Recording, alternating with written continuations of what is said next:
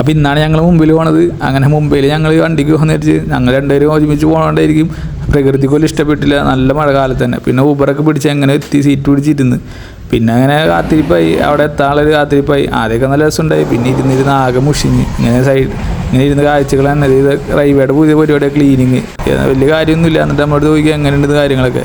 വെറുതെ ഇത് ബാത്റൂം ഒരു ക്ലീൻ ചെയ്യുന്നില്ല, പിന്നെ വെറുതെ ഒരു തട്ടിക്കൂട്ടിൻ്റെ വലിയ ഇത്ര മതി. പിന്നെ ഇങ്ങനെയൊക്കെ ഇരുന്നിരുന്ന് എങ്ങനെയൊക്കെ പോയി എൻ്റെ ഇടയിൽ ഫുഡൊക്കെ കഴിച്ചാൽ തീർത്ത്. ഇതെങ്ങനെയുണ്ട് വ്യൂ? ഒരു തുരങ്കത്തിൽ എത്തിയപ്പോൾ ഉണ്ടായതാണ്ട. പിന്നെ കുറേ തുരങ്കമൊക്കെ ഉണ്ട്, പക്ഷെ അവിടെ ഇങ്ങനത്തെ വ്യൂ ഒന്നുമില്ല. അവിടെ ഫുള്ള് കിട്ടായിരുന്നു, റേഞ്ച് ഒന്നും ഉണ്ടാവില്ല. പിന്നെ എങ്ങനെ ഇരുന്നിരുന്ന് സമയം കളഞ്ഞ് അതിൻ്റെ ഇടയിൽ സംസാരിച്ച് അങ്ങനെയൊക്കെ അവിടെ എത്തി. അതിലൊക്കെ ചുറ്റി നടന്ന് ഇങ്ങനെ വീഡിയോ ഒക്കെ എടുത്ത് അവിടെ എത്തി. ഗോവ എത്തിയപ്പോൾ ഞാൻ ശൂന്യമായി, ഒരു മനുഷ്യനല്ലേ. പിന്നെ ഭയങ്കര ബോറടി കൂടി, ആരും ഇല്ലാണ്ടായി. പിന്നെ എങ്ങനെയൊക്കെ ഉറങ്ങിക്കഴിഞ്ഞപ്പോൾ രാവിലെ ആയപ്പോൾ മുമ്പേ എത്തി. അപ്പോൾ നല്ല ഉറക്കം ഉണ്ടായി. അവിടുത്തെ വെയിറ്റിംഗ് ഏരിയയിൽ കിടന്ന് അങ്ങനെ